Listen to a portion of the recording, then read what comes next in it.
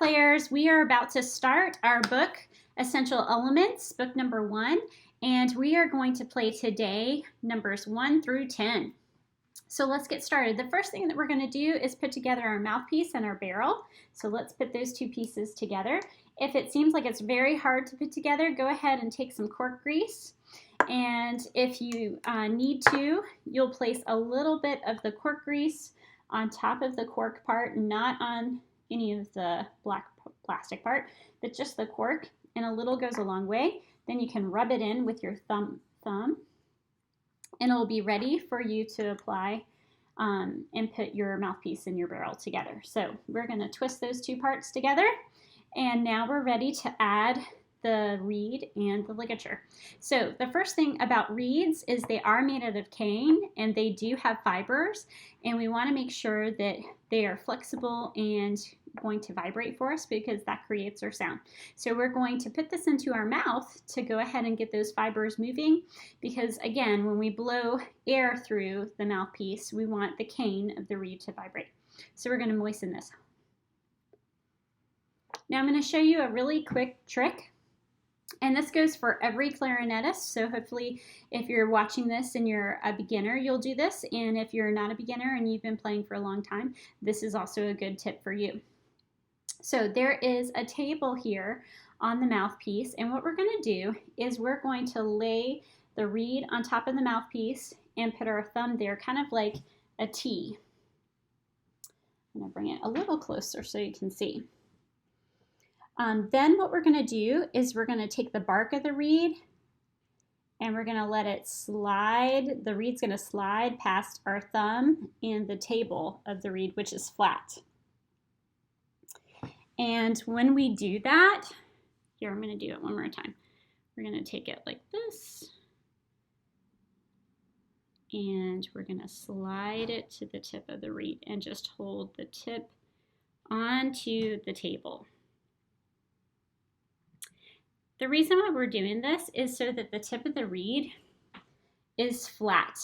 The flatter you can get it and not be wavy, the better, because it's going to play and vibrate for you. So next, you want to make sure that your reed has just a sliver of black behind it. If the reed is too far up, then it will be hard to play because the heart of the reed will be too high. And if the reed is too low, then it'll be very easy to play at first unless it's way too low, and then it won't play at all, okay? So we want to make sure that there's just a hairline of black right behind it. Then we're going to take our ligature and place the ligature's crest of the ligature right there with the bark of the reed. We're going to tighten the ligature. So once you get everything set up and it looks just like this, then you're ready to go. And we're going to play number 1 with just our barrel and mouthpiece. And we're going to play a whole note for 4 counts and a whole rest for 4 counts. Let's see if we can do it together. Ready? So set your band face first, or your embouchure. To do that, we want a flat chin. We're going to say the letter Q. When we say Q, our corners of our mouth draw in, just like a drawstring bag. And we're trying to match the bite that you have with the corner pressure. So we want all of the pressure around the mouthpiece to be the same. So we've been biting for a long time since we are eating solid food, so it's very strong. Those muscles are very strong. But what we're going to have to build are these side corner muscles to be just as strong. So first, flat chin, corners in, Q. Teeth, these top teeth are going to go on top of your mouthpiece. And just a little tip, if you have, sometimes the care case comes with a mouthpiece, a little mouthpiece patch. And if it does, go ahead and apply it. You don't want it to be too high up. You want it to just be right below the tip of the mouthpiece, but these help because your teeth do go on here and you don't want to dent your mouthpiece and you don't want them to be skirting around while you're playing. So that's a really great buy, is the mouthpiece patch. And you want your teeth to be on top and your bottom lip to roll over your bottom teeth, like that. All right, so we're going to set that embouchure, then we're going to apply the mouthpiece into the mouth, and then we're going to blow. So set.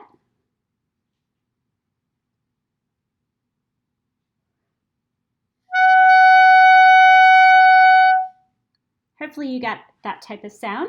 Now what we're going to do is we're going to play number 1. Okay, so let's get set. 1 and 2 together.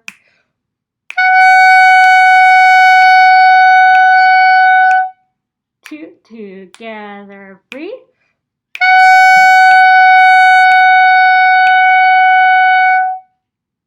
All right, that was number 1 without the entire instrument together, but now you get an idea of what it sounds like. Okay, so let's go ahead and get started with putting the rest of the instrument together. And we are going to start with, there's a lot of controversy in what to start with and how to put your instrument together. Honestly, it doesn't matter too much. What matters is that you're very careful of the rods and the keys, and you're not bending them or putting your fingers around rods and then twisting it together, which is twisting those rods as you put it together. So what we're going to start with is actually the bell. And the reason why I'm going to start with the bell is so that once we get the next part built, we can actually lay this on and rest it on your lap, and it gives you a sturdy bottomed area to kind of rest some of the instrument on as you're building the rest of the pieces. And by the way, we already have the hardest part built. We already have the reed onto the ligature and the mouthpiece. So that's set. So we're going to start with the bell, and of course the bell is going to go and be attached to the lower joint. So the lower joint is the largest piece of the clarinet that's inside your case. So it looks like this. There is no cork at the top here because the cork is going to go into this part, and there is cork at the bottom. And the cork part is going to attach to the bell piece. So you'll notice there's no cork here, and that's because this cork will go right inside this part. So we're going to take the lower joint, see this part where there are no keys. We're going to place our hand here. Our palm goes right here where there's no keys. And we're going to wrap our fingers around the place that there's keys. And look, we're not wrapping around this rod. We're just holding down the pads to the instrument so we can safely twist. And now we're not going to be twisting this rod and breaking it or bending it. So we're going to put this part and the bell together. You're going to twist and turn, and you do have to use a little bit of force, but if it feels like there's too much force happening and you cannot get it to go on, especially if it's a new instrument, you're going to use some cork grease. So again, with the cork grease, we put it onto the cork piece. A little goes a long way. You can even mash it around with your fingers and your thumb. Get a paper towel and wipe that off. And then you'll take the bell and the lower joint and twist.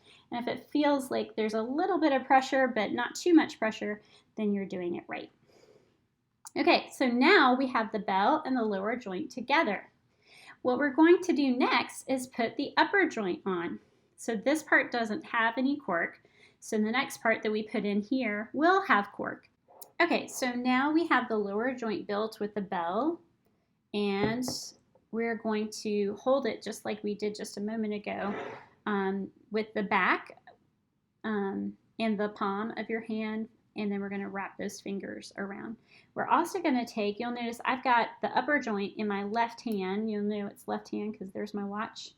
And we're going to do the same thing with this. So we are going to put our palm where there is no keys. Put your palm where there's no keys, and we're going to wrap our fingers around. And when we wrap our fingers around this way, so again, this is my left hand, and there's no keys on this side. So I'm actually putting my palm to the back where there's no keys, and I'm wrapping my fingers around those tone holes. Now when I do that, this happens. See that bridge key? It's going to activate and go up. We want it to go up. The reason we want it to go up is so that when we put it into place, and we put it right on top of this bridge key, they won't hit each other. So we want this to be down. So what's happening is I'm actually, when I move this down, it moves this part. Okay, when I move this tone hole, this is second tone hole here. When I move this, it moves the bridge key up, and that is very important. So again, where there's no keys, we're going to put our palm, we're going to wrap our fingers around, and it's going to lift up this bridge key here. And we're going to put where there's this is my right hand. I'm going to hold the lower joint where there's no keys. I'm going to wrap my fingers around the pads. I'm just going to hold them down. All right. And that way, when I turn and face the tone holes toward me, I can put my left hand on top of my right hand, and I'm going to twist and turn it until I get all of the tone holes together, facing in a line, a nice straight line. And that way I know that this is all together and it's correct. Another important thing to look at when you're putting your instrument together is making sure that your bridge key, let's see if I can get it in here really close. So remember, we were moving that bridge key right here. We wanted it to be over the bottom bridge key. So that is very important. See how it just fits right on top of that bridge key. And you'll want to check it and make sure it's straight in a line. And you'll want to check your tone holes and make sure your tone holes are straight in a line. Perfect. Now, we're at the top. We just put the bell, the lower joint, the upper joint, and now we need to put the barrel with the mouthpiece on. So we're going to do that next. And again, I'm holding the upper joint with my left hand, my palms down. I'm going to bring my fingers, wrap it around, and I'm going to face it toward myself with the tone holes facing me. I'm going to take my barrel and I'm going to twist my barrel onto the upper joint, and I'm going to turn my barrel until my reed lines up straight with my register key on the back. This is where your thumb will go. This is the back of the horn. This is where we had our palm just a minute ago with no keys. This is also where the thumb rest is for your thumb. And there's not a whole lot of keys back here, but this is the side where your reed should be facing. All right, so you have to make sure all of that is in line. And a lot of clarinets even have their logo that'll be on the barrel, it'll be on the upper joint, it won't be on the lower joint, but it will be on the bell. So if you've got an instrument like that, that can help you out in making sure everything's facing the correct way. Also, the LeBlancs have a really nice bit of metal here in a cutout shape, and it fits exactly together because it can't be moved anywhere else. So the LeBlancs are kind of nice in that way, that they give you that extra security of knowing that your clarinet is completely aligned. But now you know how to do that with or without it. Okay, so let's get started. We are going to do numbers 1 through 10, but we're going to do them a little differently. We're going to start with number 1, 3, 5, 7, and 9, and then we're going to go straight back to the beginning, and we're going to do 2, 4, 6, 8, and 10. So let's go ahead and start. The very first one that we're going to work on is actually G. So G is a lot of fun to play, and it is pretty easy to play because G is open. So I like to call this no hands, Mom, because your fingers don't have to go over any of the tone holes. But you do have to know what hand is on top and what hand is on the bottom. And your left hand will always be forever on the top, and your right hand will always be holding up the instrument on the bottom. Now this is true of many instruments. You should have played recorder this way with left hand on top and right hand on the bottom. Saxophone is this way. Even flute, if you go from here to flute, flute is this way, bassoon is this way, oboe is this way. So all of the instruments are made this way. You will also know that you have to put your left hand on the top and your right hand on the bottom because we have keys on this side. So obviously you wouldn't want to put your hand around keys. That's not correct. So the side that doesn't have keys, that's the side where your hand will go. Remember, your palm goes to the part where there's no keys. There's no keys on this side. I go over here. Okay, so please make sure that your left hand is up on top. If you have to write an L and an R, do. So left hand is on top. Right hand is holding the bottom. Okay, so G is open. So how do we play this by not having, any fingers down? And the trick is you've got to have your band face made with your embouchure, and you're gonna hold and kind of balance everything with your thumb in the thumb rest. And your fingers are gonna be just hovering on top. As you can see, all those little tone holes, that's where those fingers are gonna go. Your pinkies are gonna wanna go here, because eventually we go here. We never put our fingers behind the instrument, because it takes too long to do this. Okay, so they hover, ready to play. All right, so let's start with G. G is open, and everything is set up here first before we add air. And we've got it balanced with our thumb. Okay, here we go. 1 and 2 together, number 1.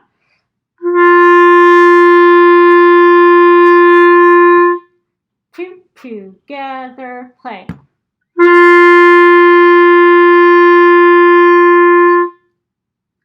Very nice, excellent. So flat chin, corners in, top teeth on top, bottom teeth covered with your bottom lip. It's like a cushion. It's like a nice little cushion for it. Okay, so we're not going to end there. That is just the very first note, and that is letter G, second line G. So that's no hands, Mom. We're going to go to number 3. Number 3 is F, and it has a little circle right there on the side. You'll notice that there are 6 tone holes, and those are for your fingers. And then there's a little dot below, and that is for your thumb. So that means you'll see this little teardrop. That is your register key. We're not using that yet, but we are using the thumb hole that's right underneath. So this is just thumb. And again, we're balancing with the right hand, holding it with the thumb rest. Okay, so let's play F. Set your band face first. Add the instrument. And let's play. Here we go. 1 and 2 together, play.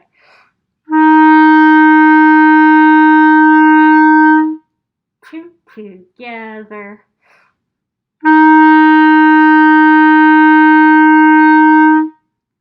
Awesome, very good. Actually, let's try that one more time. Let's make sure that we're able to play it together. And you're setting your band instrument face and we're playing with thumb. All right, everybody, let's do it again. 1 and 2 together, F.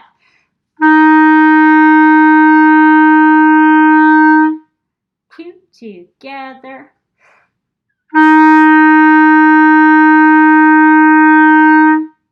Very good. If it helps you, go ahead and tap your foot up and down.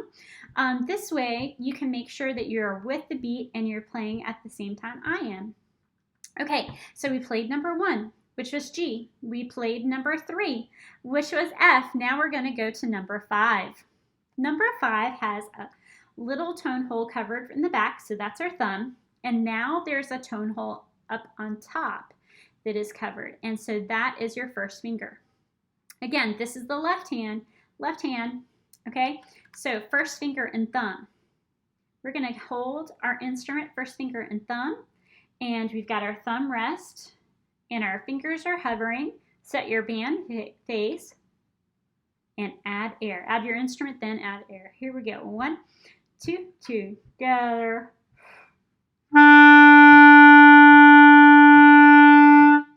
2 together.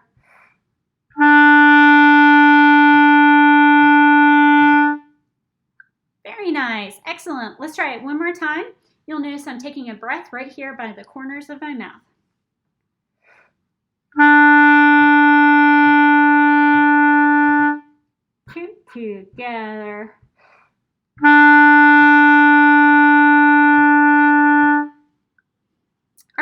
Next, we're going to drop down to 7. Number 7 has a new note, and we are going to play D. D is thumb, first finger, and second finger. So let's see if we can play D. 1 and 2 together.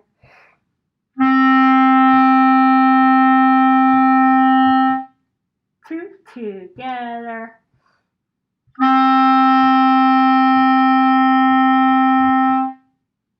All right, let's try it one more time together. I think it helps from sometimes seeing the sides because you can see it's a flat chin and corners are in and your band face. This is also really important to do in the mirror. So practice your embouchure, setting your embouchure and playing in a mirror. And that's a really, really great way to make sure that your band face is correct and your embouchure is right. Okay, let's do this one more time. This is D. First finger and second finger and thumb. 1 and 2 together.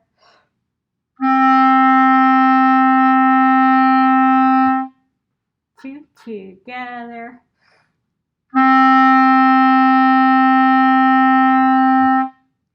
All right, and now we're going to jump down to number 9. Number 9 is 3 fingers, 1, 2, 3, and thumb. So we are going to play 1, 2, 3 fingers and thumb on the back for C.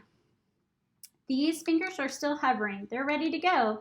I'm not putting them down because that'll change the way it sounds.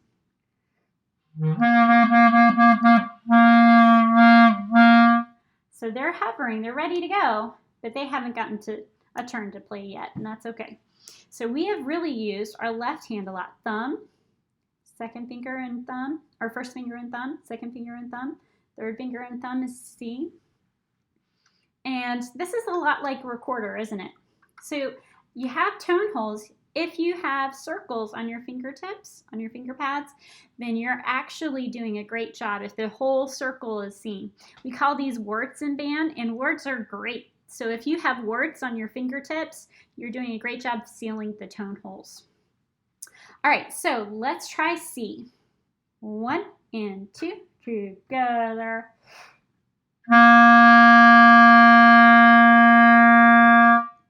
2 together.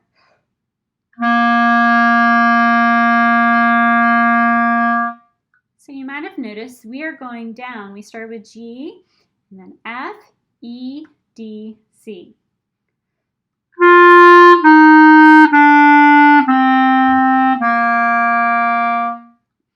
Okay, so we know 5 notes now.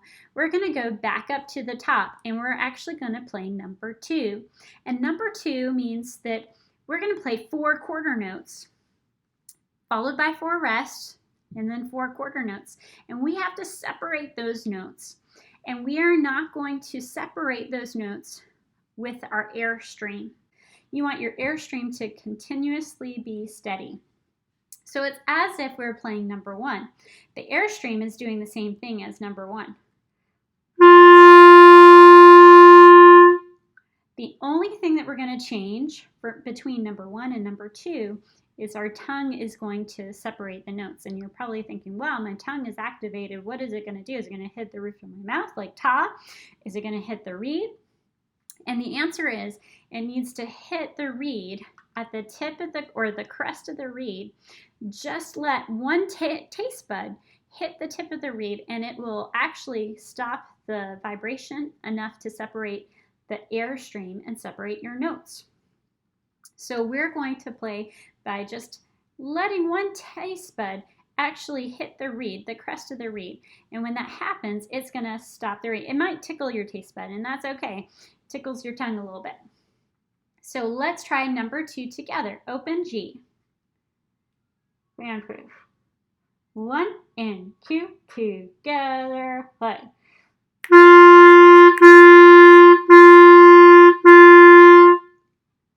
Two, ready, play.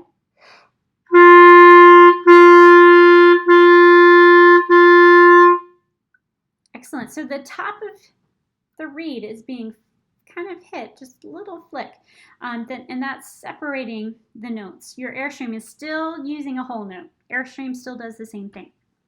All right, so now let's go to number 4. Number 4, though, we're not playing one note, we're playing 2 notes. So let's make sure we know what we're going to do. We start with F. F is thumb, and then we go to G. No hands, Mom. So we're going to play F, F, F, F, rest, rest, move your fingers and play. G, G, G, G. Let's see if you can do it. 1 and 2, together and play.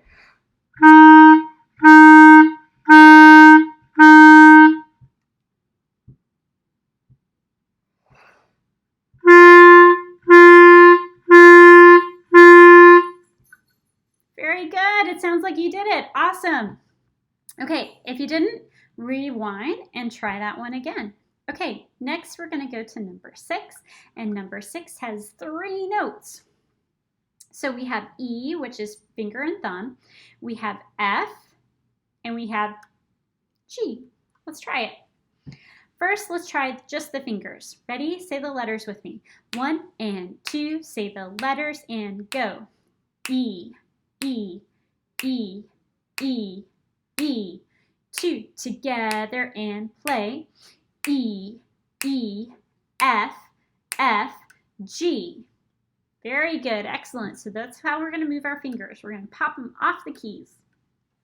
Excellent. Now let's see if we can blow. We're going to slowly play, and we're going to be moving our fingers. 1 and 2, together, play.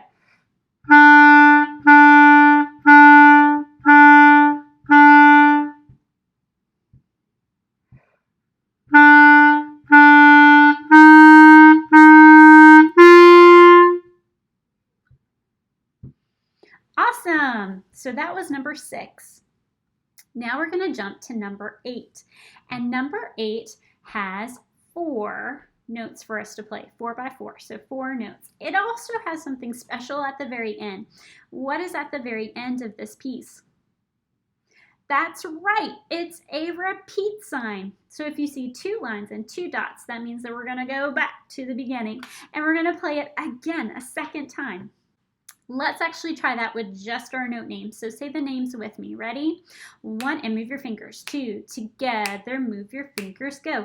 D, D, D, D, E, rest, rest, ready, play. G, G, G, G, F. And then we try again. Ready? Back to the beginning. D, D, D, D, E. Together, move your fingers. G, G, G, G, F. Now, this is why musicians are so super smart. You are thinking about your embouchure. You are thinking about air. Now you're having to tongue and move your tongue. You're thinking about letters. So your language side of your brain is activated, thinking about the letters that you're moving your fingers to. And the rhythm, which is your mathematical side, is moving as well. Your brain is activating. Neurons are going crazy because they're trying to be able to do all these things at the same time. So one more thing added to it. We have to think ahead. You have to read ahead. You cannot be stuck on the notes that you're playing at the very beginning. We have a D and an E, but our brains have to think ahead. You have to think, gee, I got to pop my fingers off so I can go to G. And you're going to do that in 3 beats, 3 seconds. All right, let's see if we can play it together. Set your band face first. Instrument. Air. 1 and 2 together and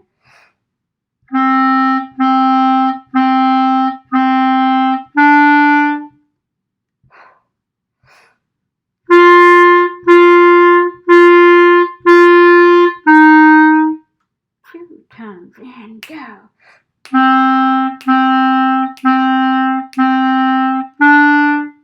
Think ahead and go.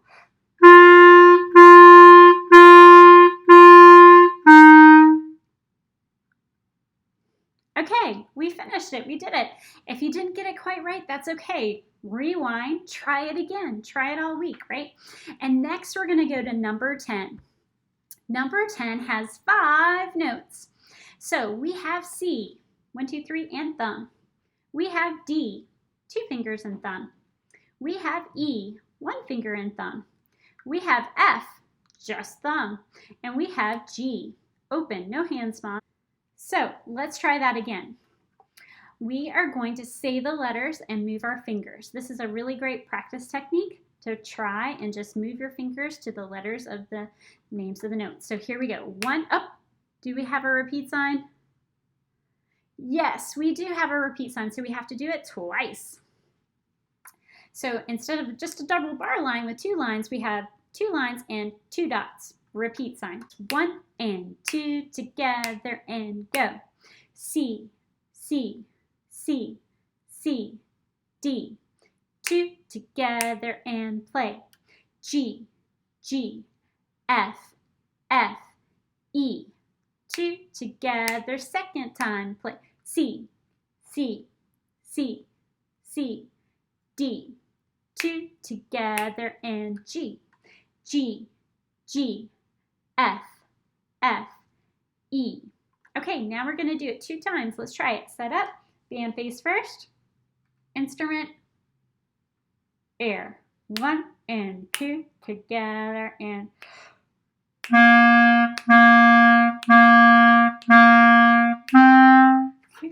together and G.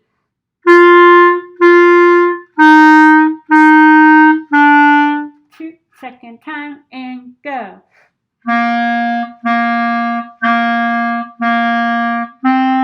2 together and play.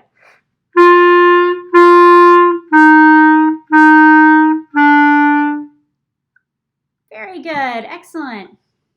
So if you get a squeak, and a lot of times as new players we squeak a lot, it's okay. Those are just undiscovered notes that we don't know how to play just yet.